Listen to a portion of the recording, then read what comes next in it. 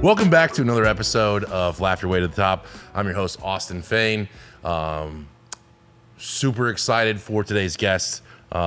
She is the person that I chose to take care of the horse that I got for some reason, and because my baby wanted one, and her name is Brooke Sheridan. I got that right? Yes. Cool. And she owns Sheridan Stables, which is neat. You have your own horse operation. I do. Every horse girl's dream. Yes. So 15 acres. 15 acres of pure entertainment, and you just do, and you're an entrepreneur. Like, you have the horse lessons, you do boarding, you do all that stuff. Are you from Fort Wayne, or where'd you grow up at? I moved to Fort Wayne in 2000. From where? From Decatur at that time.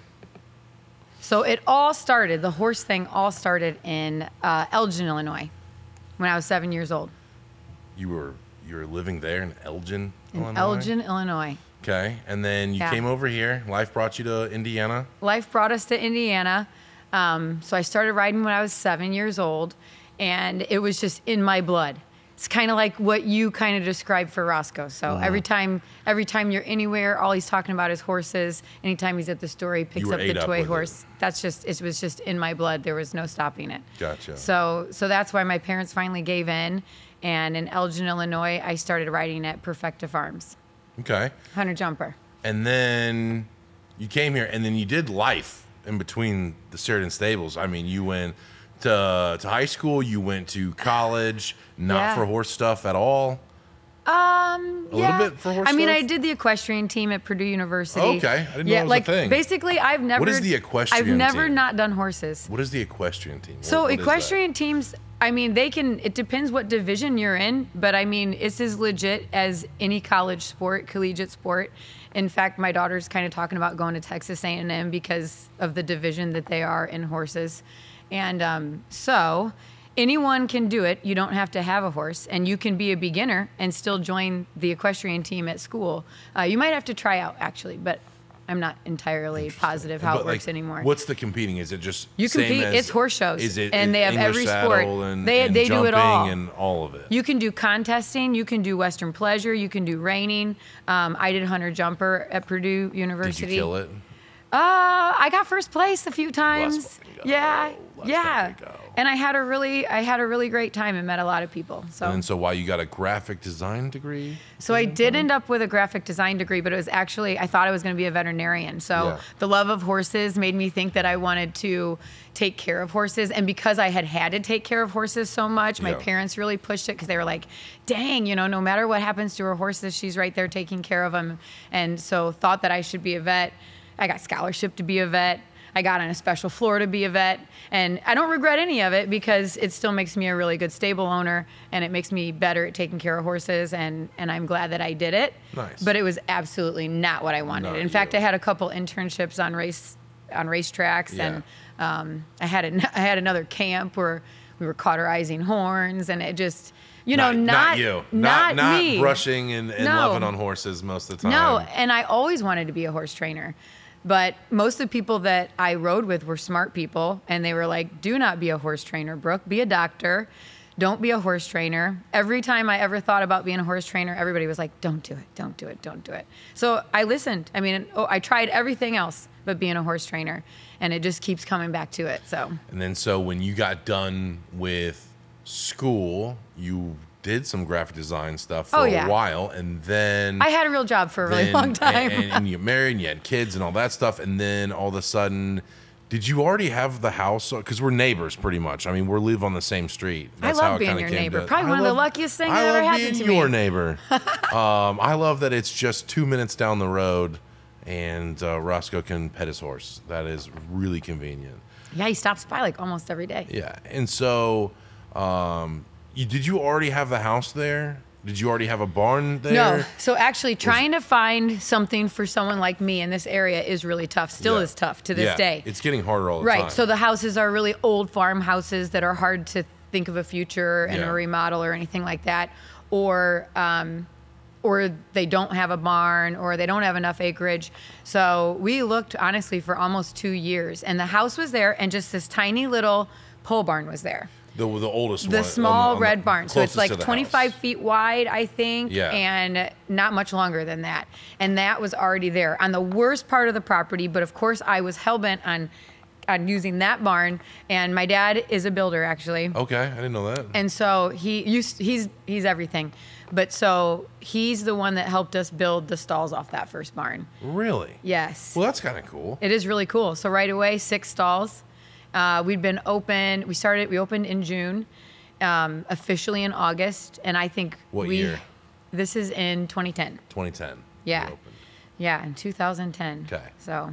And then at some point, you decided to go deep and build a giant barn Yes. with yes. a full riding arena. I need to back up and say my husband's always been very, very supportive of it. Oh yeah, that dude's a G. Yeah. He's out there fixing fences. He's out there mending stuff, making sure the Not electrical naturally stuff. to him. It doesn't come He is naturally to him. literally at all. replacing the signs on the stalls, and he's Yeah. pretty handy to have. But around. part of it is any horse husband's going to know they don't know what's coming before horses come. They think it's going to be different anyway. Right. And Yeah. then all of a sudden, a significant other is in horses and you never see them again. Like Yeah. ever again, you never see them again. So he was kind of coping and dealing with that. And that's how we support, I think how I had got so much support in starting the horse farm. he's a G. He's out there doing stuff. Yeah. So then now you have like at least 4 pastures. So I would say right 5 now. if you count the one in front Yeah. of the oldest barn. So I would say that right now we have about 7 acres in pasture. Yeah. Yeah. And we actually hope to fence in more. I feel like that's like for leverage with other stables. That's something that horse owners really want is more pasture and as much pasture as possible. So. You probably want my horse to have less pasture. No, I want your horse to have So tons of pasture. that way it's easy to catch. Because apparently I got a text message tonight that my horse. Yeah, she was making me late. This is the first time she's ever done that though. She was So having too much I don't fun know out if there. it was a little bit earlier. Horses love a schedule, and we work really hard to keep a really good schedule. Like I try to never deviate more than an hour on either morning chores or night chores. So I was probably about 1 hour early tonight, possibly. Yeah, and your horse was like watching the neighbors. And at first I was like, is she just watching the sunset? My horse likes to watch the sunset. But no, I think your horse was watching the donkeys next door. That's what I think that Dreamy was doing. She's always trying to be entertained. So Interesting. And so then you built this arena and you got that stuff done, and then you just started filling up the barns with horses. Yeah. How many horses So do you have? actually, you think, we're going currently into now? winter right now with 3 openings, and this is the first time that we've had an open stall since 2010 or Wow. 2011, actually. No, 2010, I Wow. think. That first winter, we had 3 horses, had 3 empties. And then that was the last time we ever had empties after that next summer. So this is also, though, the first time that I've been doing the barn. I've been doing the barn full time now for just a year. And Yeah, that's kind of when I first kind of started hitting you Yeah. up. Is you were just gone, yeah, kind of. and I should have just done the birthday party. Yeah, it's fine. It's fine. But it wasn't my shtick, and I was like, No, I don't even know it's if I fine. can I do a wanted to get birthday horses- party. I want to get horses for Roscoe's birthday party, and it didn't happen. But now he's got Well, his and own Austin horse. has a history with horses. Yeah. Little bit of history with horses, so. My mom's side of the family is crazy into horses, or the average horse craze that you never kind of get out of horses ever once you get into them. Not really. That's what I'm kind of scared It's of always in your myself. blood. It's like trying to like ride that line. Because Yeah. like your life just gets all encompassing by horse stuff. You could. You have to plan your vacations around that stuff. I mean, Or just no more vacations. or no more vacations. They're on a schedule. They need to be fed. They need to be watered. They need to be shoed. They need to be health vet certified and blah blah and all this stuff. It is so much. And just at the end of it, you're like, oh, is that another year gone by where I have all these horses and doing all this stuff? And you can't like liquidate. You get attached to these things, and then like you just can't like let them go down the road. It's not like put them on Craigslist and get a new one and stuff. But, Yeah. I mean, you have to be pretty tough if you're going to just have that How kind of many horses attitude. do you personally own, and then how many horses do you stable? Okay. So we own 6 right now. Wow. And we board 5. Okay. There were some times over the summer where we had 18 horses. I think there was even one time we had 19 horses, and that's too many. But, you know, we're just trying to find the perfect balance. I think that I would like to board 8 and own maybe 4. Yeah, it seems like a good ratio to have more incoming horses that make you money rather than having horses in there. But again, it's hard to get unattached to them. You've had one horse, that decrepit white horse. You always think I've had her the longest, but she was just my daughter's first pony. Okay, okay. Which is like the most nostalgic thing. Sure. Which you'll, what's the oldest one? You'll then? feel. What's the one you have? So the oldest horse I have she's 25 years old, and I have had her longer than my kids, longer than my husband. Insane. Yeah, I've had her since '03, and her name's Della. Della's she's a Rhinelander. She doesn't even look like she's that old, which is crazy. Yeah, because she's awesome. She comes from Olympic blood lineage. Actually, one of the best training. That's some of the best training that I ever had. He was on the Canadian Olympic team. He was a German man who had immigrated. His name is Ed Rothkranz. He's been in dressage today and stuff like that. So I actually met him because of my trainer, Linda Weiss. She used to have him up to Decatur all the time at Premier Dressage monthly for clinics. And she had purchased my horse's full sister, and I worked for her. I was just a menial worker there then. Assistant trainer, I guess I should say. Sure. But you know, I wasn't the head honcho or anything. I fell in love with this horse, and she was way out of my price range. So I was just graduating from college. I was about to get a real job. I was ready for that horse. And instead, because I am very, very adventurous, I bought a full sister of the horse I fell in love with, who was 4 years old and not halter broke. So you were adventurous and bought a 4-year-old, but at least she has some training. She's had a little bit of training. We're learning that probably needs a little bit more. Yeah.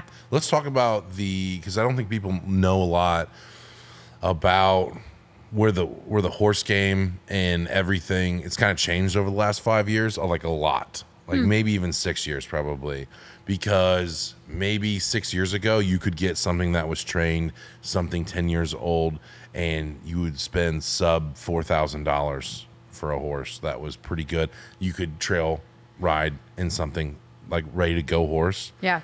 And then now the prices for horses have just skyrocketed since COVID and all that stuff. So the industry is booming. Yeah, I mean, there's no doubt about it. And historically, I just want to make it clear, like, no one made money in horses unless like it was top tier things. Like I still think it's very difficult to make money in horses, but the industry is booming. So the opportunity now is better than ever before. Yeah. So yeah, for sure. And I do think you're hitting a lot of good marks. Yes, COVID actually helped the horse business. I watched one of your other 100%. Podcasts. I was kind of like you, lucky. Although I got my barn built right before the construction boom. Clutch. So otherwise I might not have. And actually it's nuts. Yeah. When my people come in, they're like, "Hey, we're gonna buy a house and stuff." I go, "Oh, they're getting like a $150,000 house and they're gonna pay $1,500 a month in mortgage." I'm like, that's nuts. Yeah. I mean, that's crazy. Yeah. You know, and the interest rates and the price of OSB and stuff, it was just crazy. Yeah. But now, like, it's kind of, there's at least a little bit more in the market. You can get more projects done because it's starting to slow down a little bit, but it's still insane. Yeah, you'd have never built that barn back then. I never would have bought my house that I live on, you know, if it was that crazy, because I'd have been paying $4,000 a month or something like that for my house. Right. So you got super lucky being in there. I did. Did you actually? Everything that has happened with the stable and the property has just. It seemed like it came all together. Just falls into place. It's not meant to be. You meet a lot of good people being in the horse game. You do. You meet some really amazing people, and that is what has happened for me. I have a lot of people to thank. I don't know if they'd want a public thanks, so I'm not sure I'm going to do it. But we'll see how this interview goes. Then at the end we'll do rolling credits. And right. If they want full exposure there, then they can. But there are definitely people that I would not be sitting here right now without them. Yeah, I see people going through your barn all the time. Very helpful people. I know that when you go take vacation, there's a lady that comes with her kids and they clean up all the stalls and things like that. And you need those I even mean like financing, it wasn't my idea to do the big barn. I was ready to give up by then, and I had just some really good people that were like, well, why the heck not? And really stepped up, because a horse business can be really risky, so they took that risk on themselves. And really risky. Yeah. Really risky. Yeah. Did you have a business plan coming into it, or are you just like, oh yeah, whatever I got to do, I'm making it happen? Oh my gosh, I wrote so many business plans. Yeah. And even the business plan that was the business plan that finally worked, although, like I said, I think these were people that just like to help people out and are always helping people out in the Fort Wayne community. I think that they were going to help me out anyway, maybe.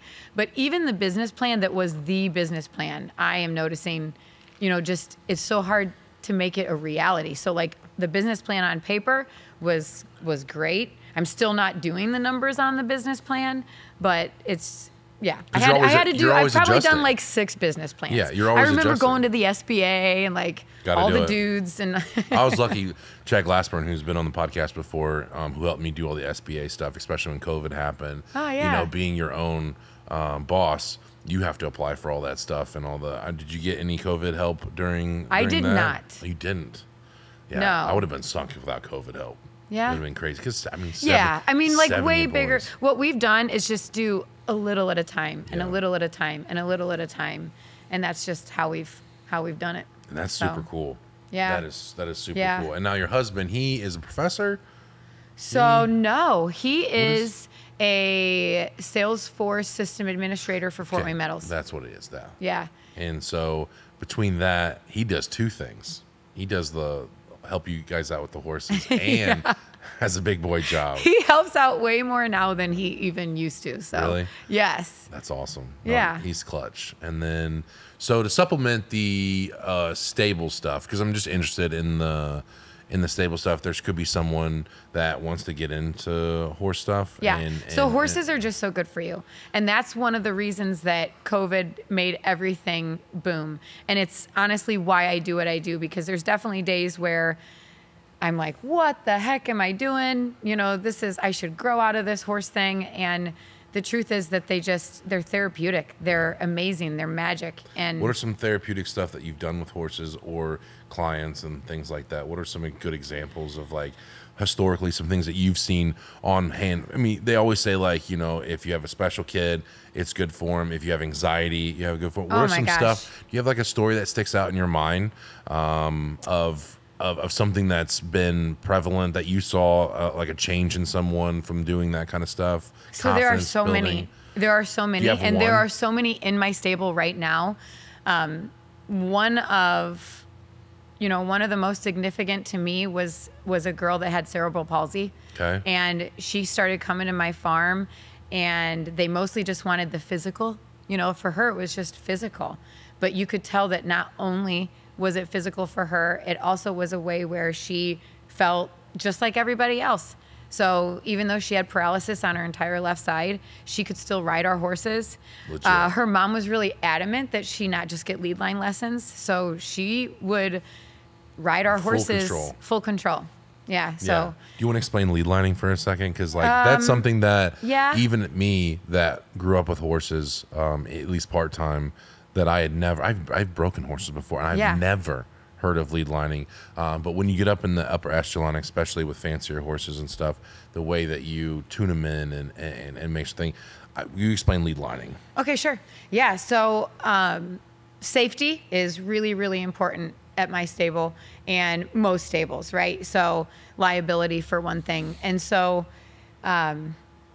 until somebody knows how to react when a horse is not thinking the same way you are, or until somebody is to a certain level of balance and control and coordination, it is a really difficult sport. And maybe we'll talk about that later.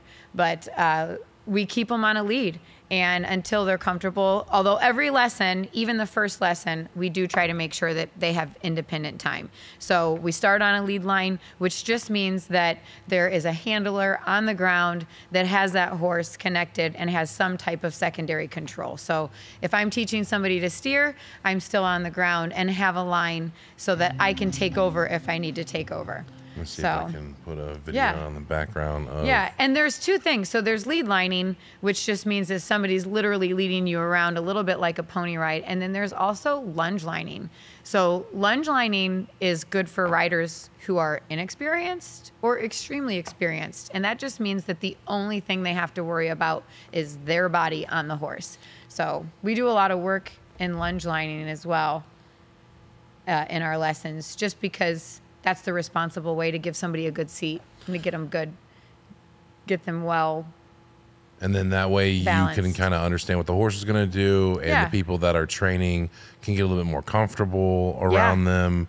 And then till you put them on the saddle and they're in control, this is a good way to understand horses a little bit better when you're starting to train them on. And then you'll do, what's the other one called? Lunge lining. Lunge lining? Yeah. Maybe Google lunge line lesson too, just so they can see what it's like. Lesson. See that? Yeah, that's a perfect example. We do that every time somebody comes out. And riders of all levels benefit from lunge line lessons. You know, every time you go to a lesson. So you're simply, you as the trainer are standing in the middle. Yep. And you have a very long line. Yep, it's called a lunge line. You're just going right in the middle and then giving them, you know, pointers on what to do. Yep, absolutely. I had never seen that done before, but it makes sense of why you would do it, especially the It's liability, good for the rider liability because- reasons too. Yeah. And getting people comfortable. That girl has nothing, no reins, no nothing. She could have reins, but she does have reins, but she doesn't have to, like right now she doesn't. And she doesn't have to worry about steering. So the only thing that she has to think about is learning how to be super balanced up there and get a really good riding position. Because the secret to riding is getting that control over your muscles and knowing how to keep everything in the right place at the right time. I used to think, so I've been showing since I was 7 years old, and for a while, almost every weekend, right? Yeah. So it's like, I used to think that body equitation, like everything's looking pretty. I thought it was to look pretty and to be just a step above everything else. But the more I train horses and the more I ride, I know that everything is actually in the right place for a reason. And that's so that you can handle anything that happens. So if you get really good at keeping everything where it's supposed to be, it really doesn't matter what starts to happen underneath you. You know, you can ride it out. So And that's the only part that I was in the beginning. It's just like, you just ride it out. Whatever happens, happens. You just ride it out of them. Mm-hmm. Not lunge lining, not knowing what the horse's mood was that day. Well, and that's a whole nother thing about lunge lining. So then that was lunge lining for a rider, for a horse that's already trained. But lunge lining in itself, and there are a lot of different methods, speaks the language that the horse speaks. Like, so when you move their feet, you're talking to them in a language they understand. And so you are establishing yourself as part of their world in a better way. And of course, as I hate to say the word dominant, but you are. I mean, and in a way, you're taking that leadership role that you need to take with horses, because the horse does need to know that you are worthy of leadership. So that way they can relax around you and they'll do whatever. That's what makes horses so amazing. Yeah. And I want to get back to that. So you had the cerebral palsy client. Right. And you still train? So she was out to the farm last year. She doesn't ride as much now. She's right at that. She's actually in college. So very cool. Yeah, she wasn't sure she was going to go to college, but anything else besides the physical therapy, like with someone that has like anxiety stuff? You have a story like anyone? Well, you would not believe how many people with anxiety disorders we have at the barn. Like probably everyone. Yeah. And the thing about horses, and they're really good for people recovering from post-traumatic stress. In fact, Allison Wheaton at Summit Equestrian is doing an amazing thing with veterans. It's the only thing she does. She's not as much competition. They have full camps for veterans to go. Yeah. There's a guy who works for me. I get chills every time. There's a guy that works for me, and he served, and they go out once a year on a month-long trip where they take these horses through the woods of North Carolina, and they just like, I don't know what they do with them, but they like pair them up with the horse, and like that's their buddy the whole time, and whatever they're doing during that is really helpful for them, you know? So horses, so we're all looking for that escape, right? And every single person every day. And there's healthy escapes and there's unhealthy escapes, but horses take you so far away and so quickly because you're standing next to a 2,000 pound animal or 1,000 to 2,000 pound animal. You're standing next to them and you absolutely have to be present. You have to be there. You can't be you can't be checking your cell phone, although every once in a while I'll get one of those. You can't be checking your cell phone. You're going to get stepped on, right? You can't be dazing off into space worrying about about yesterday, because you have to be there in the moment. And the more you get into it, it's just the greatest escape. So that's the part where the anxiety stuff plays a role, is that you have to be omnipresent all the time. All the time. And it takes you away from worrying about everything else. So one of my favorite quotes, Winston Churchill said, "There's something about the outside of a horse that's good for the inside of man." And it's just true. That's deep. I know. Like, I get chills. Deep. Even I've said it so many times, and it just is true. They just take you. If you let yourself, they take you away. Yeah. I mean, I think it's definitely a confidence booster, especially when you nail something. Yeah. I mean, there's always the levels to this game. Yep. You know, how do you get to a confidence place? Like, you get to ride a horse and you're fine leading around the barn. You're fine with being on top of it on the barn. How do you get someone to then go and like start jumping and things like that? Like, what's the next? Because I've never been around jumping or any of that stuff. Like, how do you get someone to be like, all right, now we're going to leap? Right. So I always try to make rules, because you would be surprised how many kids come and on the first day, and there are two different kinds of kids. There's the timid kids, and that's a whole different approach and strategy than the kids that come and on day one, they're like, I want to jump that. Let's go jump that right now. And so you have to kind of have a strategy and a plan and rules. And so I always like to tell my students they have to be able to walk, trot, canter, no stirrups before I let them go over jumps. And some of the other trainers at the stable, I've talked to them about it too, and they pretty much agree. You know, you have to be balanced, mostly because it's not fair to the horse if you're not ready to start jumping. But I mean, if somebody is really motivated, in a year they could be walk, trot, canter, no stirrups. Absolutely. Absolutely. I mean, I would recommend they ride twice a week, not just once a week to get there. What do most of your people Most people ride once a week. Once a week. Yeah. Yeah. I mean, there's some people that get there and then you can tell they're just trying to find ways to ride more, or, you know, they want to be there every day. And we have options for that too. But the average person that just gets into it, they ride once a week. And your age range go from babies to literally retired people. Yeah. You know, like, that's what's really cool about it. It's for everyone. Yep. A lot of people just go golf and do that kind of stuff when they retire. Yeah. And, you know, it could be another pastime to go ride horses and get into that. I mean, there's a lot of people that I know, they found horses later on in life and became a big fan. I think you have your next door neighbor. You know, historically not a horse person. I think, or even Colleen. Colleen that owns Havana, who we use for riding lessons. She says that she got her first horse when she was 50 years old. Yeah, I mean, that's something cool to do that keeps you active and something to take care of. Kids move out of the house, something like that. You need to be occupied and you want to learn something. It might be a cool thing to get into horses and get something that you could share. That's why part of me invested into the horse stuff, because I feel like there's a lot of people here that could benefit from that stuff, and we get the horse to the right place. Really would like, you know, my friends and family and my coworkers and stuff to really enjoy that pastime. Yeah. Because I do think it's like for a lot more people than think if you own a pair of cowboy boots. Like, it doesn't have to be that. No. You know, everyone watches Yellowstone and thinks, I want a piece of that. It doesn't have to be that crazy. You can just go there and it's a zoo animal that you literally get to ride and pet and take care of. I mean, that's what I think it is. I mean, people put all this emphasis that they're these secular animals, but I'm like, I'm just 2,000-pound animal that you get to like control and move around and grow up with and take care of. And I mean, you have a 25-year-old horse. I mean, what else are you gonna have? People don't have 25-year mortgages anymore. I mean, like, that's a long time. It's a commitment. That's a long time. Yeah. Can we talk about, you know, with you own more horses now than you board and stuff like that. Do you buy horses to then train up and sell? Do you buy horses for you? Do you buy horses for training? Do you buy horses?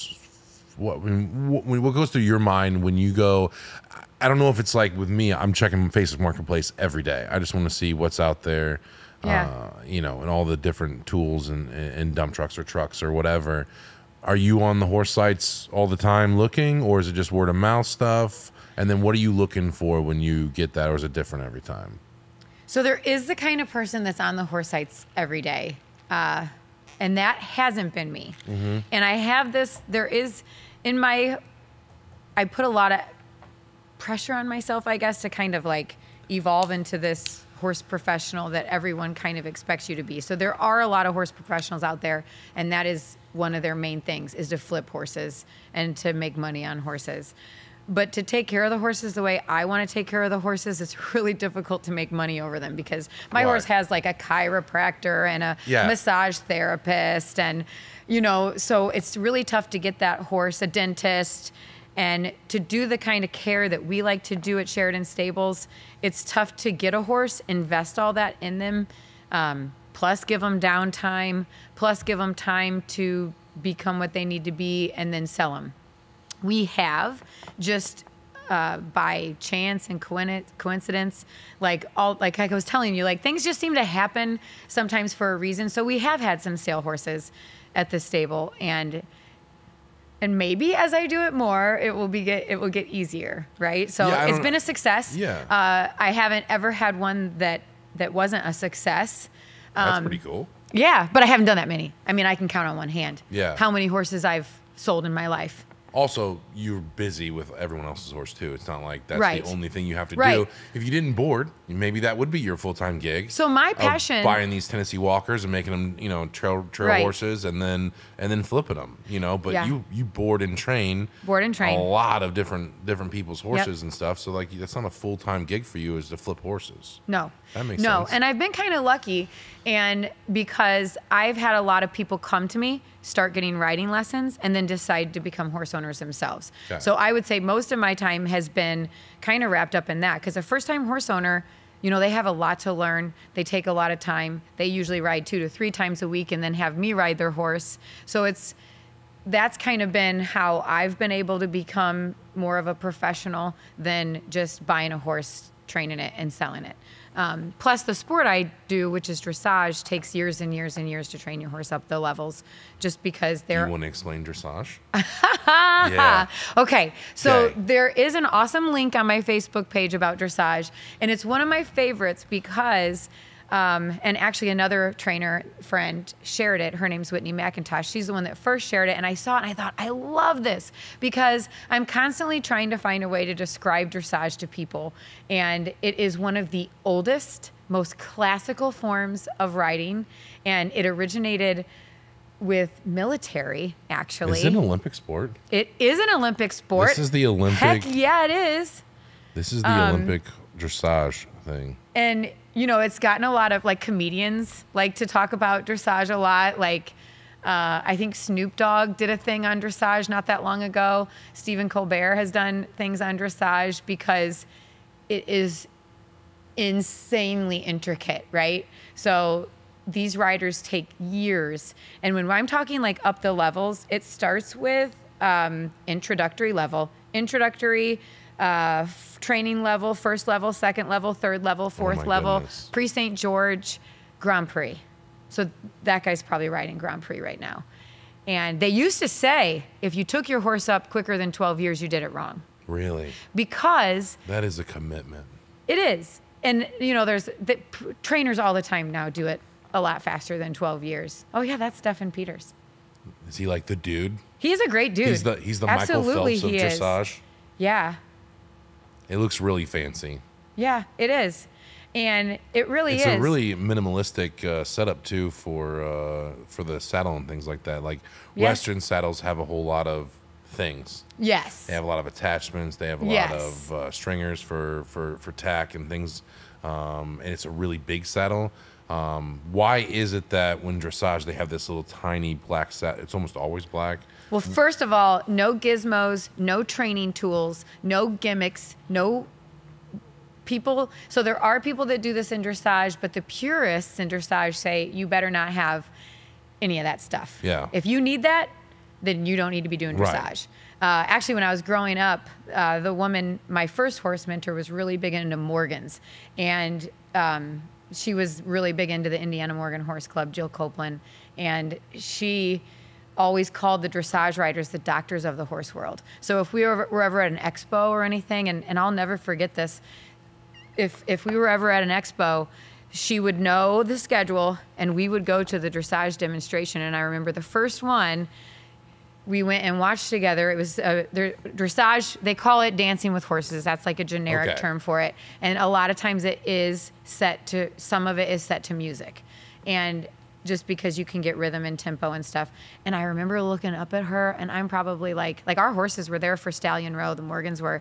And so we were there all week. And I remember looking up at her, tears just streaming down her face. Like she was that moved by watching the dressage riders. And I'll never forget it. And who knows, maybe it's why my whole life I wanted to do dressage. So I didn't start dressage. So I started riding when I was 7, and I didn't start dressage until I was 21. Okay. Yeah.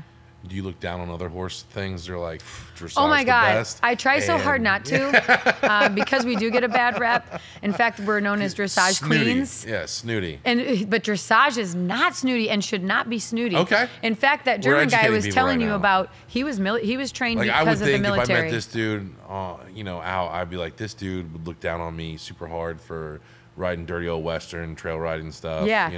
The industry is trying very hard. You're wasting that horse. So the industry is also trying very hard to get rid of that stigma. In fact, if you go to the equine affair, they have them in states all over the United States. The closest one here is in Columbus, and it's really fun. And they have this big, they call it Fantasia. And the whole thing, honestly, is trying to unify the horse world. And they'll have the John Lyons and the Clinton Anderson. And I'm kind of old, so like all the ones I'm coming up with are old. I'm trying to think of it. Yeah. 90% of people have no idea what we're talking about. Right. So okay. They're famous Western horse guys. And they'll have them riding in the arena next to, doing stunts with the dressage riders. Yeah. They'll even swap horses and stuff like that. Yeah. So just to tell you how big these little shows are, there was horses jumping through fire, and the end scene had a custom-made car so that this horse and cowboy could ride up in their car, sit down together, and drive out of the arena at the end. That's kind of dope. Kind of like awesome, yeah. Right? It's just like, it's so cool. So Equine Affair is fun, and it shows how many similarities there are between the different disciplines. And actually, Linda Weiss is a really good local trainer, too, and like when I used to work for her, I remember there would be like people going to Quarter Horse Congress trying to fine tune their game, coming in and getting dressage tips so that they could use it in their reining pattern. Or I've heard of barrel racers whose horses tend to lean too far into the barrel, because dressage, like we started to talk about, and there is a link on my Facebook page, These Sheridan Stables on Facebook.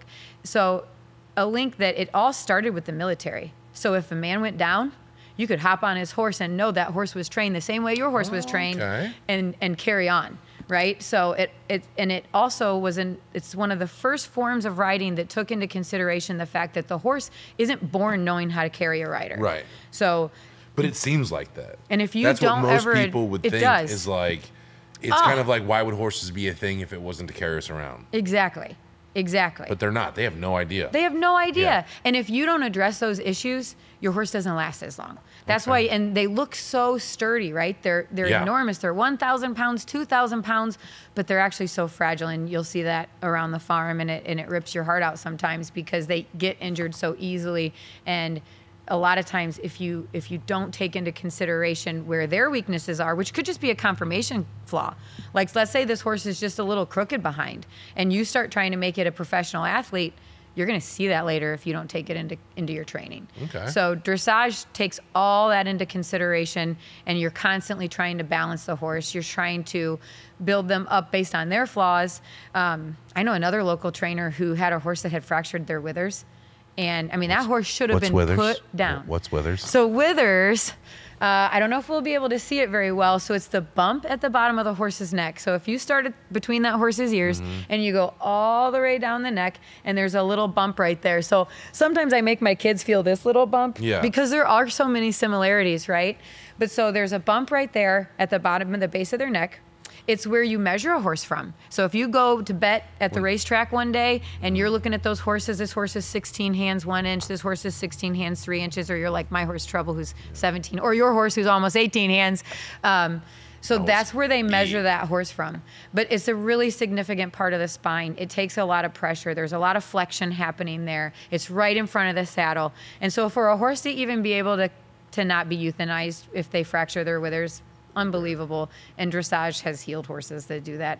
Really? Yeah. If you do dressage the right way, it is supposed to strengthen their entire top line. So you'll see horses that kind of look, not that great. They kind of have a long back and dressage, if you see a really good dressage horse, they look like a powerhouse because their backs are real tight. Could you make the comparison of, like, if you were going to go look for horse trainers? I mean, you're obviously teetered one way, maybe, but if your trainer can do dressage, they would have a more wider, expansive knowledge of horses, horse training, that kind of thing.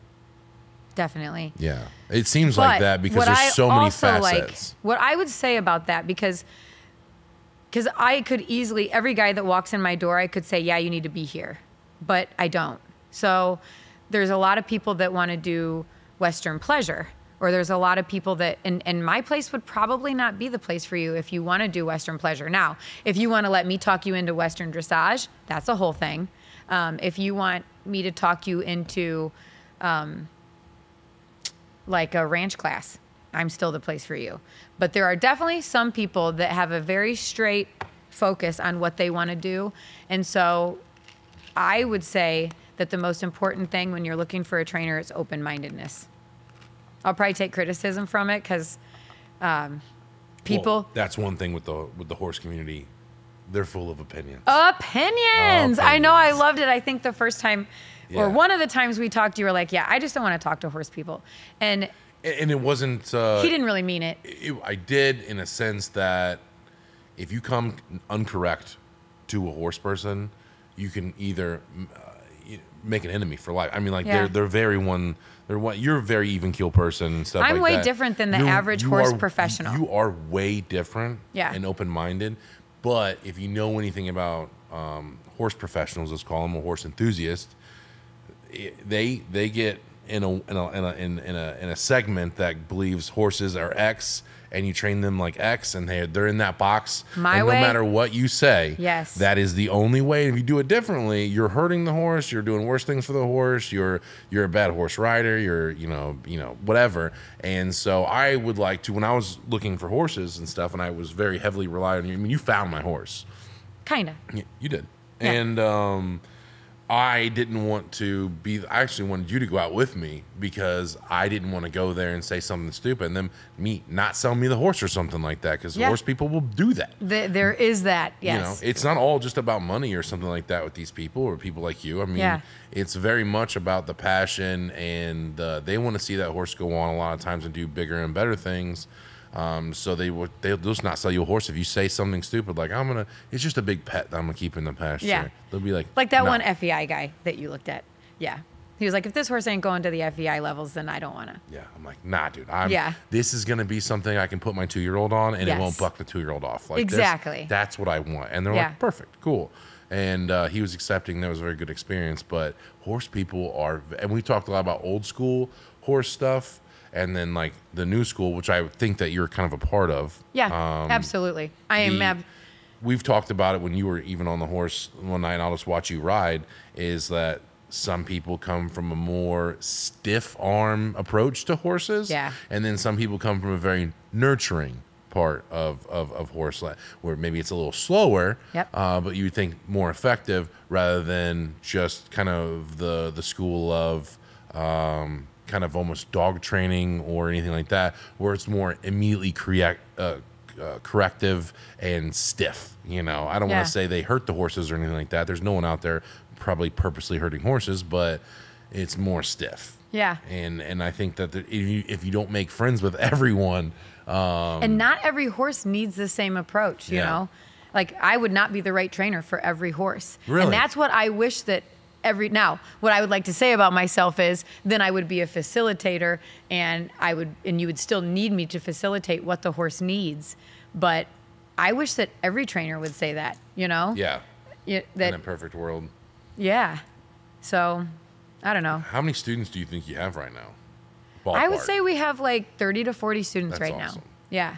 People riding at least once a week, once every other week. And what always is, I'm always surprised. So like the times that, just like we thought COVID was going to die down, and then that was a big, huge boom.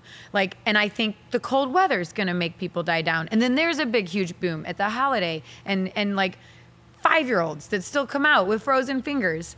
It does. It just seems like it's something that people need right now, and it's growing. The industry's growing.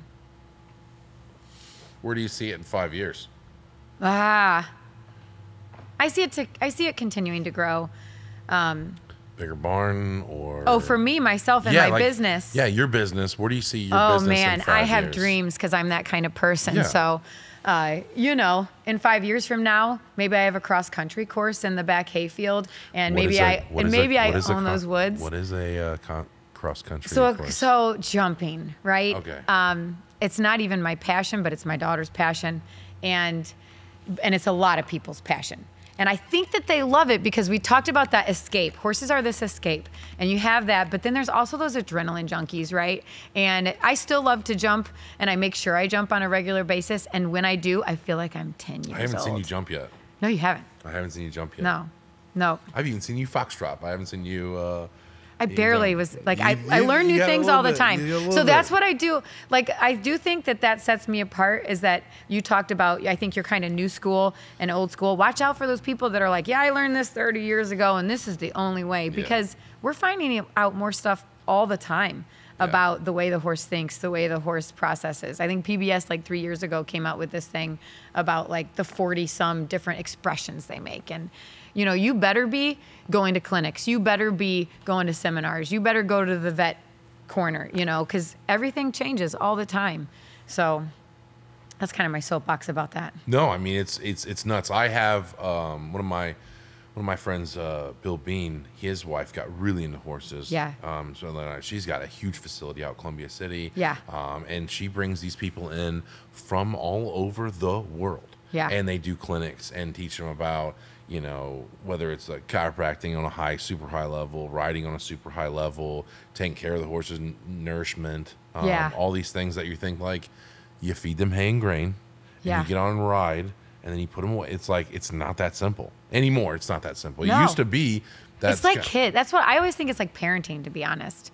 There's just so many different ways that you can do it. Process feed, whole grain feed, all the things. We get lost in that. We could talk for a couple hours if I knew anything about that stuff. You're doing pretty well. I'm surprised. I enjoy, and I think this is what this podcast is about a lot more than just one singular secular thing, is like people have passions. Yeah. It doesn't matter how they manifest themselves. I have people that work for me. They don't have a passion for the actual job they do. It's a means to get funds to go do Bitcoin or collecting baseball cards and buy and sell and trading those. It's everyone has passions, and yours is very much horses and stuff. I never got into metal roofing going, Dad, when I grow up, I want to be a metal roofer. That's not what happened, but it allows me to. I did get really excited about my metal roof. Yeah, your whole thing, that's a big part of what you do. But I never want to do that. People have passions, and it's cool to see them fostered, and they find stuff out that they like to do later on, and that's pretty cool for me to kind of like live vicariously through those people. I don't have to have the same passion that everyone else has for all this stuff. I don't understand Bitcoin. I don't understand horses on a high level. I don't understand any of that stuff, but I can appreciate on a micro level, like how far you're into this and how deep that well goes of knowledge and passion and stuff. Because honestly, it's a lot easier to quit the horse business than to keep it going for 20 years and such. You're gonna do. It's a lot easier to be like, oh, that didn't work out. That was fun. I did that during my 30s and 40s. It's a lot. I mean, you're out there cleaning the stables, not because a business thing. It's because that you love it. You love taking care of those people. We talked about that the other day. It is kind of cathartic. Yeah. Once you get over how gross it is, it's kind of cathartic. It is. Austin is really good at cleaning the stables I'm too. super strong. That's why I'm super strong. Right? He just flies through it. So when Mindy was doing the horse that day, and the horse won't pick up its feet anymore, and I'm like, oh, you should have seen her like a boss the other day. I was like, I will go in there and tackle that horse on the ground and do the feet. I like doing that, the taking care of the horses stuff more than I do the riding. I think for me, being around those, and I'm big. I bet if you rode a little bit more though, you'd get. I wish I had the time. Hook like say Cedar. that, right? I wish that, but oh no, I didn't mean that. I just mean anytime. Yeah, my favorite's going to be this wintertime when things slow down, obviously, with construction always does, that I'll be able, and this is something that maybe some people have, maybe it's just a special thing for me, but I can go ride my horse whenever I want to. Exactly. You know, and I would like to, instead of having a bourbon and a cigar at the end of the night on a Saturday or something like that, I can simply go over to your stables, put on all the tack, and go take it around a couple laps, and or even have me tack it. Yeah. Or now Mindy knows how to tack now. I didn't know how to do all that stuff to the level that you guys do it to, but I have all the stuff now. Yep. I have you all are the stuff. set to go. I won't wear a helmet though. No. Never. No, because aren't you? I love your first video of you riding the horse. Though. Aren't you preparing to fall off if you put a helmet on? I mean, there's kids, so right, whatever. correct. But like, aren't you preparing? You still wear a helmet? I do. Yeah. I actually did not wear a helmet when I was a kid. Yeah. Yeah. Like you wouldn't That's have where I seen me came in a from. helmet, and I didn't even show in a helmet when I was a kid. It's like riding a bike with a helmet. Right? I mean, sometimes I showed in a helmet, but yeah. Yeah. So now I only wear a helmet though. Just because the unforeseen. Like, Yeah. Is there honestly, any, my biggest injury is when a horse fell. So it wasn't even, Like usually if they're just. I'm assuming not in the barn. It was out in the. Right. It was wild. in the arena. Yeah. It and he was? fell down. So they just sometimes just get Stumbled. tripped up like we do. Yeah. Because your barn is absolutely flat and absolutely Yes. soft dirt. I have and awesome everything like arena. that. That's one of my pluses. And it drains really nice. Our outdoor arena is huge. The footing's really, really nice. In fact, I've had lots of other trainers that come in and talk about the footing in our outdoor. And what is so cool, we used to only be able to ride in that outdoor. And what's so cool about it is that it drains really fast typically. So Yeah, it's a really nice Yeah. facility, and I can't compliment you enough on how clean your facilities are. Thank you. That's the first thing. I remember when you stopped by that first time, you were like, very clean. Congratulations. Yeah. You know, I was like, because stables and stuff just generally don't. I and mean, I'm never satisfied. So I think that day I was like, I don't know, the cobweb up there, you know? Yeah. Because it does never end. It never But that's for ends. someone like me, that's probably what I like about it. Yeah. Is that like the You always list got something to is do. never done. But Sheridan Stables. Yeah, I'll maybe go in on 5 record years from saying now, I'll it have a is person to do super cobwebs clean. every day. It is super clean. It's very clean. And the horses get their bedding changed, if not daily, every other day. Every day, yeah. Every day that you change their bedding? Yeah. Wow, that's a lot. I know that most people, that's not a standard. You know? Yeah. I've been to a few places and I'm like, there's no way they make No, this much mess. they in might one day. say, yeah. They might say that they do it, but it's not an everyday thing. Yeah. I know Mindy stopped by because she had been there like the night before when it was clean. And then in less than 24 hours, they got turned out. And she was like, oh my gosh, did she really do all that last night? And I was like, yeah. You have so many different types of horses too. We do. We have so many different breeds. Let's go And we have with, a really like- great group of people right now. Let's go with the smallest to the biggest. Like, Okay. So we'll start with Mine's Gracie. the biggest, but On purpose. He was like, I got to have the biggest horse. 100%. Yeah. And she is amazing, man. She's a really great horse. So what's your smallest horse? So my smallest horse is Gracie that I bought for my daughter. And she was like a Shetland Welsh mix. Yeah, it's a weird looking. She's more it's a- beautiful than you think. it's a weird She has looking- had a rough go since, you know, I mean, she's probably in her 20s. And ponies are hard just because they tend to get like fat and that kind of stuff. Yeah. And founder and that kind of stuff. Her on top of it, she's gray. A really common thing with gray horses are melanomas. They're not like human melanomas, but they're still bothersome. Yeah. So, but yeah, so we have Gracie. No one who's- rides Gracie. Who's tiny. I think she's less than she's like 11, 12 hands or Yeah, something like she's that. tiny. Yeah. I could pick the horse up. Yeah, we could put her in the Yeah. car. I actually thought about it today. Yeah, we could pick that horse up. Yeah. Yeah. And then you After have that's probably Lola. Lola, which is a stout horse, and I didn't think She it is. was that. She's a halflinger. So they're She's a kind of ha- like a miniature draft, you know. It's like, that's a good way to put it. I Yes. mean, that thing is stout. I thought it was just a little. And they come like even bigger than Lola. Really? Yeah, so Yeah, and honestly, probably one of your most tame horses. she is one of our lesson MVPs, and Yeah. everybody in the city knows her because she's worked at a lot of the other. Well, she worked at one other boarding stable and then showed the entire local circuit till she really can't show no more. So Yeah. like everywhere we go, people know her. And then that's a Even if we're 3 halflinger. hours away, people know her. Wow. Yeah, she was And really, and then- she can jump a 2-foot course What? without. That yeah. horse cannot jump still. So actually, we do not jump Okay, I her was 2 foot gonna say, anymore. I was like- but I mean, like when I first got her, she could still jump 2 Wow. feet. Yeah, but That's she's pretty cool. probably she's low to mid 20s now, and we're trying to do just little kids and stuff like that now. Perfect horse for little Boy, kids. she still has an engine though, and she still does when she sees jump. She's like, Stout. Yeah. Stout. And then, so that's a halflinger. Right. You have a So pony. that's the And halflinger. then what else you got? So let's say You have next Morgan? in You have a Morgan? size. I do have a Morgan. That's And I honestly got Della's her, not I a think, Morgan? just so I could have a Morgan. No, Della is a Rhinelander. And that's because that German guy brought her from the Rhineland area of Germany. And so that's how she gets that name. So a lot of the European warm bloods are based on where they're from. Okay. So it could be considered a different horse here. Like even the Friesians are from Friesland, Holland. Okay. Yeah, like That's where the the names true come ones. from. Okay. Yeah.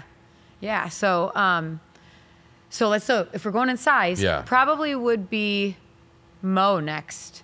Or Ruby next. So Ruby's our Morgan. You probably knew she was probably the next in size. Then we have Mo, a quarter horse. I don't know. I guess I can't go through all the sizes. You had a Missouri Foxtrotter. We had a Missouri Foxtrotter. Yeah. Yeah, we have a lot of thoroughbreds. You have a lot of thoroughbreds, ex-race horses, things like that.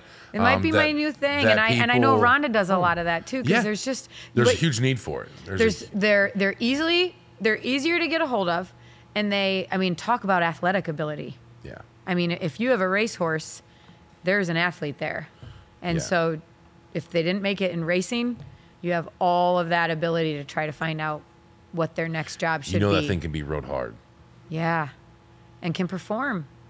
What reasons do they get to be coming to your stables? They just don't perform well. They don't win races, or they get hurt, or like, what do you see the most of when people get them? All of the above. Yeah. Okay. Yeah, and in fact, my daughter just got an off the track thoroughbred, and she picked it out herself. And so far, I mean, it's just like. Which one's that? Ollie. Ollie? I haven't met Ollie, I don't think. I think you met him, but you probably didn't pay any attention to him because holy cow, he was skin and bones. He had his last race in June though. So he'd only been down off the track for a few months, and he'd been racing until he was 6. So my farrier was there the other day, Troy Price Horse Showing School, fantastic. And he said, when they're 6 years old and they just got done, that they were good, right? So that horse probably raced as long as he possibly could. Okay. And he was good at races and won some. Yeah. A horse like that you get that's 3 years old off the track, they tried it, they didn't have it. They weren't any good at it. And then I think Trouble, he came off when he was 4 years old, and I would say that he was decent and then had a bunch of injuries. You would have to think that horse would be decent. He's got the most personality of all the horses in your stables. Yeah. He's well loved. He's just so beautiful. Yeah, he's and well loved. He has so much presence. He is. Everybody loves him when they come. And he was supposed to be for my daughter. Yeah, so you ruined that. That's now no one gets to ride him. Although I'm going to sneak down there and ride him one night. Years from now, I'm just going to come I don't down know if here. you keep helping me out marketing the stable. I might have no choice but to let you ride him. I'm not good at sharing horses. It's not going to be your choice. I'm just going to go out there and we're going to become best friends. I'll be impressed. You won't try to bite me so much. He's doing so much better. He's doing so much better. I've been doing that thing. A lot of times horses, sometimes can get mouthy, just like dogs. There's some dogs that you're like, ugh. Yep. They put your whole hand in their mouths and it just gets all gross and things like that. Horses do the same thing, although the repercussions of putting your hand in a horse's mouth could be just as bad as when you put it into a dog's mouth. Yeah. Because they are super strong. Yeah. And this horse, her horse Trouble, is really mouthy. He's and very he mouthy. wants to play. It is not a mean thing. He just wants to pick. He wants to pick things up. He wants to feel whatever, your shirt, your hand, your face, anything. He loves to pick things up. Anything with handles. It's really, honestly. And honestly, like the cones. Like I've seen this horse pick up a cone and like flip it around and stuff like that. He's just, it's not. And he loves to swing things. Yeah. Like it is not mean. It really is. It's more like a nervous energy. And I think he just has. He's got tons of energy. Yeah. He's got tons of. How's that going, by the way? Yeah. Is he going good? He's going great. Horses are a roller coaster ride, and that's something that you can't prepare people for. And that's why as much as possible, I try to say this is a lot like parenting, because there's going to be days where they hate you. There's going to be days where they love you and come to you and need you. And there's going to be days where they are rocking it. And then there's going to be days where you take 3 steps back. So with Trouble, just because he does have I mean, and so honestly, I'm going to stop here because somebody asked me, so what's the difference between, like, why would I pay a lot of money for a horse versus a horse like Trouble that I got for free, right? Question. Because he Great needed question. to be rescued. So my horse Trouble needed to be rescued because he had all those injuries. The racetrack didn't do him that well. He has a lot of foot issues. So we're constantly dealing with that. And then when you pay a lot of money for a horse, takes that out of the equation. You're not going to have to worry about that. You're going to know that physically you have a really nice specimen, even mentally. You know, like we talked about Trouble having trauma and like just all that all of that energy. You know, a lot of times with horses that you pay a little bit more for, you see that good brain and that trainability. Why I paid a crazy amount for my horses, just exactly starting off. It's like when you buy like a bigger dog. A lot of times those will be the most gentle, slow moving, methodical creatures. Yeah. Whether you get like a young lab who's just running around crazy, or a boxer or something like that, you can have, some horses just are naturally maybe a little bit smarter, maybe a little more gentler. They like a little bit of younger kids or older kids, or they like men more, women more, I'm sure. Yeah. There's something like that. Yeah. And when that's people where the money comes in, rather than training, is the horse brain. Exactly. And my horse is very chill. She has a great brain. Very chill. She has a lot more athletic ability there than. I didn't think there was any athletic ability there. No, she has some athletic ability, but she has a really great brain, a really good start, really good bones, really good feet, That horse really could live good. 20 more years. Yeah. It's insane. Yeah, way more than that. Yeah, it's insane. Yeah. But so for Trouble, because he has had such a rough start, you know, it's like different strategies. And, you know, I said, I'm not the trainer for every horse. I definitely think I'm the trainer for him. But I've definitely been able to see, okay, this approach that I'm using right now isn't working. So let's try this other approach. Okay. And so I've been constantly doing that. And since the last month, because first he was having a little physical problem with his feet, and we got that taken care of. Yeah, you have those rubber things. Yeah, he's had therapeutic shoes on, and we've done x-rays, and you really should do that if you know there's a problem. Do the x-rays, kind of go that route. And then we were trying to evolve out of the therapeutic shoe, and they had just tried a flat shoe for him. And so the flat shoe didn't work. We got him back in a less therapeutic shoe, though, with just a 2% grade and some pads. And now you guys seeing how deep it can get just on shoes. Yeah, it can drive you absolutely crazy. Nuts. So I'm lucky I have a really good farrier, and he was really open to talk about everything, and we'll probably still get him x-rayed again in a couple months. You know, and those are the things. Again, you pay for up front or you pay for it down the road. Yeah. And that's, with first-time horse owners, that's hard to prepare them for. And I've seen it. So I told you I've been lucky enough to be able to help people start horses and be first-time horse owners. And I can tell them till I'm blue in the face, and still you can see that shock on their face. Like the first time they're like dealing with something difficult, but it's always something. How do you drum up business for your stables? Okay, so I've only been doing this full time for a year and a half, and this is one of the biggest steps I've taken to drum up business. Nice. We've been very, very lucky. Word of mouth has been enough. I have a sign in my basement. I haven't put it outside yet because I didn't want my phone number on the road so people could just call me, because we've had more business than we can handle. Yeah. Obviously now that I don't have a full-time job in addition to the stable, I can handle more. So again, we had just because of who we are and the way I grew up, I had to do it a little bit at a time. I'm lucky to finally be able to do it full-time, and now I have more time. So now I am starting to drum up business, and I've been doing it with social media, word of mouth. I used to be on the Indiana Dressage Society board, so that helped out a lot. I met a lot of people, but a lot of that's based in Indianapolis.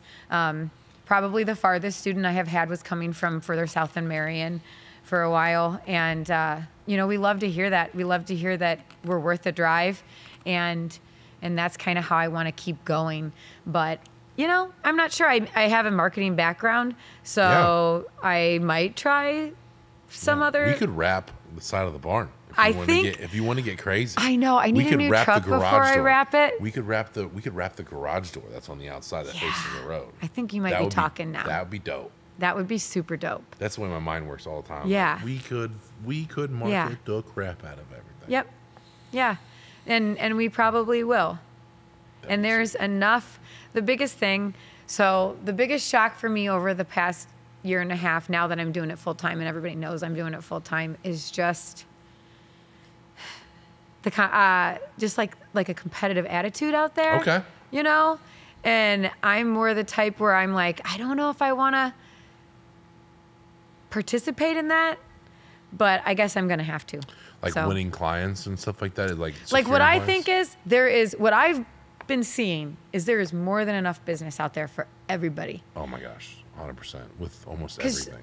I mean, your 2-year-old's telling you he wants horses and he loves horses and he wants to be around horses, and you're seeing the benefit from that. So every 2-year-old, every new 2-year-old, every new 7-year-old, every new 6-year-old, you know, there's tons of business out there.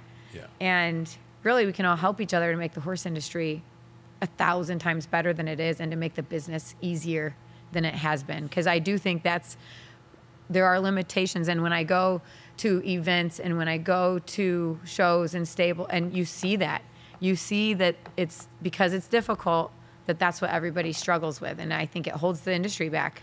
Yeah, I wish that people knew how attainable getting horse lessons really was. I mean, like this should be the biggest takeaway of like today and us talking.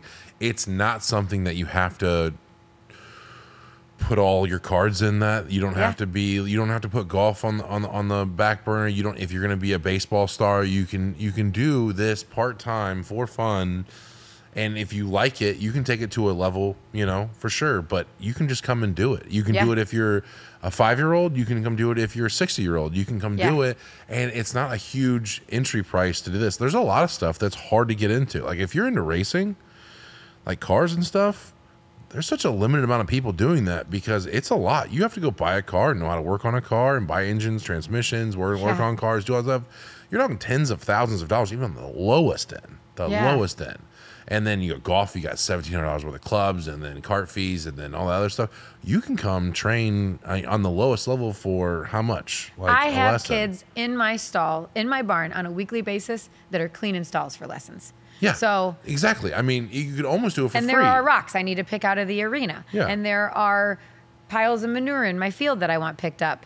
So you can come do it for free at my stable. Hard work. Yeah. And you won't last long if you don't work hard. Yeah. But way easier to pay. But it's like you said, it's so accessible to people. It's so accessible. People don't think that. Like I naturally thought lessons and stuff. Now I board with you and everything. So there's a lot of stuff included with boarding and things like that. But like just to go. And he helps. I appreciate the help a lot. He's moved hay already. And sawdust. And sawdust. I have my own tractor, and I've just been begging for a real reason to have like man work to do with the tractor. I love it. But like it's attainable to like go and do this stuff. You don't have to have hundreds of, you don't have to have tens of thousands of dollars or nothing. You could literally have, a couple $100 last year all month. You could ride as much as you want. Like you can come in there and have a new hobby for less than what you pay for gas. And if you can't afford from somebody like me who's been riding and doing it for 37 years at $65 an hour, then you can do it from a younger trainer. Yeah. And you can do it for $35 an hour. Mm-hmm. I mean, we get you in there any way that you need to be. I very rarely, so I was talking to some people that are really good at helping people drive their business, and they're like, well, what's your mission? What's your goal? And I do think I think every stable in Fort Wayne has a different mission and a different goal. But my mission really is to help people have the gift of horses, because I think I posted on my page not that long ago that horses save me over and over again. Yeah. And it does. I don't even mean like in a deep, dark way. I mean, it's just like you said, just to have something at the end of the night to unwind that's healthy. You go to bed pretty easy, I imagine. And I never used to. Yeah. If you have sleeping problems, come spend 4 hours outside at my stable and see how that helps you. I'm serious, because I never used to be able to sleep, and now I'm outside all day, and I'm like sitting down for a few minutes and I'm out, and it's the deepest sleep. It is. How do you separate so I don't turn people away. The work versus the fun, and like balancing being a wife and a mother and a trainer and an owner, and how do you find ways to separate that stuff? Yeah. Because we talked a lot, and I think that I can draw a lot of similarities to what you go through. You kind of live this life. It's not like something that you can wake up like, today I'll do it, today I won't do it. It's every day. Yeah. It's Saturday. It's when you're Sunday? hurt. It's when What's you're today? sick. Like, it's Sunday, Today's right? I don't Sunday. even know. Yeah. I'm here every day. So Yeah, as you know, the same. it's the same thing. It is So like, the how do same. you find ways? I'm always interested because I mean, what you're doing is, even in your right is a very high level, Yeah. like you're all in. Yeah. What how do you find ways to separate so you still enjoy being a wife, being a mother, being an owner, being a trainer? How do you separate those things? How do you find ways to make sure those things still have places in your life when it's such a huge part of your time commitment per day to do the horse stuff? And we talked about the fact that you could literally spend every minute of every All day day. because the list never All ends. day. So I guess I think that the way that I do it is by never being satisfied. So I'm constantly finding new ways. I'm constantly trying to find more efficient ways. And actually, Seth is always trying to watch me. And I actually have some volunteers that have watched me. And they're like, okay, I've watched you and this is really inefficient. So this is how you're going to do this now. And so for one thing, now I'm all over the place, but I am constantly trying to find better ways. And I think you do that too. Like with your business, you're on the edge of technology so like for instance, you had to wait for wraps. Now you make your own wraps. So I'm constantly trying to find a better way to do things all the time. And one thing that was hard for me, because I like to do it all myself, is letting those people in that are watching me and say, okay, I noticed this is inefficient and now you have to do this. You shouldn't do it that way. And so I am doing that. And then, I'm looking into different software that helps me manage the feed so that it's not on a board, it's also on a phone or, I guess I think technology is really important. And then you also have to just keep trying. You have to keep changing and doing it. So time management isn't my best suit. But by God, that means that's what I'm going to work the hardest at is my time management. So I think you have to just never give up, never be satisfied, right? So, and then just keep finding what you need. Yeah. So like, don't say, this is the way it is. I own this company. Oh, that is the worst thing. Yeah, I own this company and I'm a slave to it, but this company is my family and I'm going to do it till I want to kill myself. Because that happens to people. I mean, I laugh, but that actually does happen to people. The burnout's real. Burnout is real. And you have to ask for help and you have to accept help. Yeah. And then you're not good at that either. And then value. I'm not good at it. It's my number one weakness. Yeah, you're not But then you have to value your help. I have to just And then you show have to up. empower your help. Like, then admit that, okay, like, you're making a steel guy and he might turn into the best canvasser you have, right? Yeah. And so you have to value him so that you can keep him, or you also have to accept and encourage him if your place isn't the right place for him anymore. Mm-hmm. And I feel like when you do that, then people see that and then they want to be there for you. So I just try to be a good person every day. Yeah, and that's something that I've seen you do that. Well, I mean, thank you, but yeah, you like to help people. You are really affable and really energetic and really, you're magnetic. The personality with the horses and stuff. When people come in to train, they are generally excited, not only just for the horses, but to have an hour of your time to learn how to do that kind of stuff. And I think that makes huge leaps and bounds when you're talking about finding new clients or doing that stuff. Like they really enjoy. I've seen people show up there at 9 o'clock at night for lessons and stuff. They'll make a way to get to you because you really have a really cool outlook on training and being personable. It's not so rigorous, and you really do empower the trainers, or not the trainers, but the customers. They put on their own saddles, and that's my mission, actually. And they put on their own saddles, and they put on the halter, the reins, and all that other stuff. Yeah. I mean, that's pretty cool. And then by the next time someone else is done, the other person's ready. And you even let them go to different barns and get them out of the barns and bring them there and stuff. And that's pretty cool. Yeah, my mission isn't to have my students out there to make me look good, or for me to say I train that. My mission is to give them what I have, so that they can go do it themselves. Mm-hmm. And I really feel like that's my mission. And I've had to really look, because the horse industry will humble you. I think my first dressage show, my horse bucked. My head hit my horse's head 3 times in the arena in my first class. Yes, before I came off. And so the horse industry will humble you. Horses will teach you. And you just have to kind of like cope and adjust, which is what we're always doing. That's what everybody has to do. This day sucked, so tomorrow is going to be different. Yeah. And my energy, I think like you, is both probably my gift and my curse. So having a lot of energy, I couldn't do this without the energy that I have. Limited but energy can also be a curse. So just, I got to figure that out all the time. So I want to go to your Facebook, I think, because you have a lot of good stuff on there. Yeah, Facebook definitely tells the story. I'm not sure how I feel about social media in general, but Facebook's pretty rocking. Look at that guy. I did shoot skeet the other day. I never got a chance to tell you. I have not eaten your pheasants yet.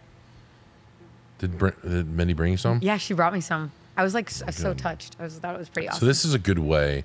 It has all your information. It has your website. It has your phone number. It has your email, all that good stuff. Yes. And then you can simply scroll through here and see different horses or what you're doing that day. And my goal is to get more students there. Like that student Felicity, she's probably been with me for 5 years. You know, it is really... That was my dabble in Missouri Foxtrotters. It's really peaceful. Companies can contact Sheridan Stables for work outings. We've done a couple team building events. If you want something simple and something different, you know, everyone's looking for something. I know I do a lot of different stuff with my team, but if you're looking for a company thing to enrich your employees, to get them out of the workplace, to get some team building stuff happening, this would be a great thing. You can have a luncheon out there and cater food, and go through some lessons and watch people get on horses and take pictures. That's something that you can bring enrichment to the workplace, which is really important. When you're trying to break up the monotony of the grind, because constantly we're worried about next week's, or next quarter's numbers and things like that, and you get lost in this grind. This is a very simple way to get all your people together and find something fun to do that people generally wouldn't do normally. Like, I hate when people do, like, for company stuff, they have a pizza party or something like that. Yeah. That's so bland and so monotonous, and it really doesn't show that you care that much. But I mean, you bring people up to the stables and they get to pet horses and they have an experience that they can take home with their families. That is worth something. They made a memory, and there's no price you can really put on that. And honestly, it's a low price to pay. Fort Wayne Metals does it. Yeah.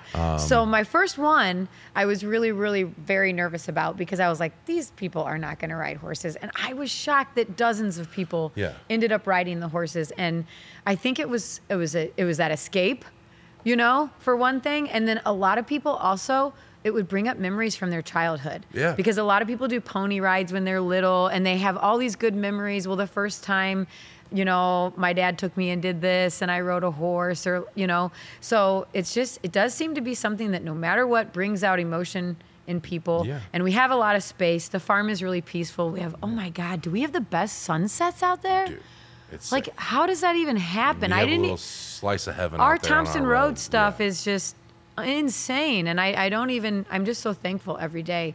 But I love sharing it with people. Like, I love sharing it with people. And even if people don't ride, there's lots of animals there. So I've joked a lot. I should have had the kitty cafe business or idea business, because I've been joking for years that I have a kitty business. Sometimes the kids will get there and they'll run right past me and they'll go right to the cats. So you can pet cats, you can pet dogs. It's beautiful. It's peaceful. You have it all out there. Sure. Yeah. Yeah. I've also had parents tell me, so sure, horseback riding, if you do it once a week, is going to be about $240 a month.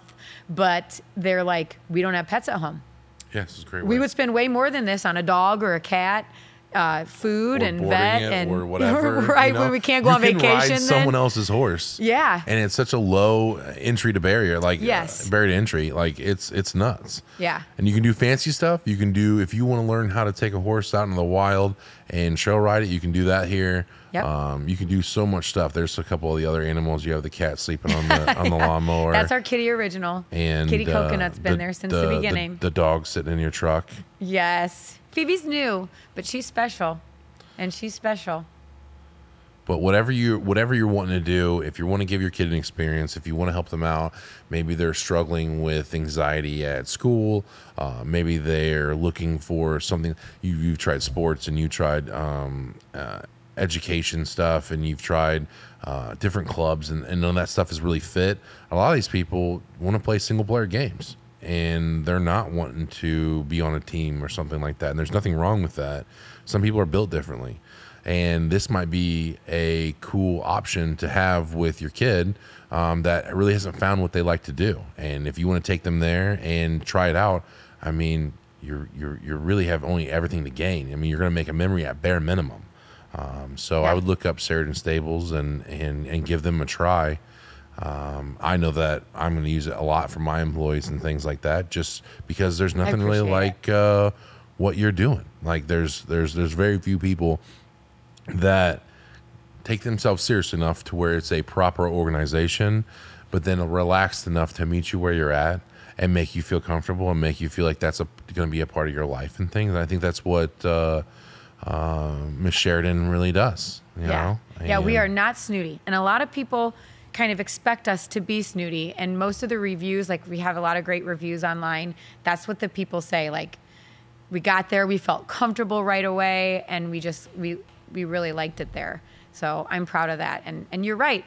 People all the time, it's a good confidence builder for kids. It gets them off of the sofa. And a lot of times the kids that don't like sports love the stable. Like I remember this one family came and they were really into athletics, like just their family. That's what they did. They were expected to be athletic. She was like, and my youngest daughter, she would literally cry on the sidelines at the soccer game. And we don't know why. And then we found these horses. And now they show and they do all sorts of things together. It's been great for their family. Awesome. So I really appreciate. It's been enjoyable. It's been fantastic podcasting getting to know easy. Austin. I'm telling you, podcasting is easy. I really wanted to see it all in action. I love listening to podcasts. I think there should be more horse podcasts. Is there a horse podcast that you like the most? I don't have a horse podcast. I have some business owner podcasts that I like. That you like. Yeah. Okay. Anything else you want to ask me, or anything to wrap it up? Put you on the spot. When are you riding again, Austin? Whenever I get the end of the year quarter closed. Okay. Fair, very fair. It sounds like it'll be a celebratory ride. I got a couple $1 million still working worth of roofs to do. I got like 60 to 100 roofs to still do before the end of the year, and I really want to get those people taken care of before the snow sets in and all that stuff. So it's a push and it's a grind. Yeah. And I really want to do that, and then be able to enjoy the first couple months of the next new year a little bit differently. And I'm doing a lot of time management stuff as well. Getting up and being here at 6 a.m. working out allows me a couple hours before everyone gets here at 8 a.m. to really get a lot of my work done, so I'm not even bothered, but before I start having those interactions in the morning and stuff. You know, when you got people showing up for lessons, I'm sure it's the same thing for you. You can't get any of your other work done, and it just starts to build up, and then you're 9 o'clock at night trying to get something done. Yep. So it's been a pleasure. Thank you for coming, and you guys make sure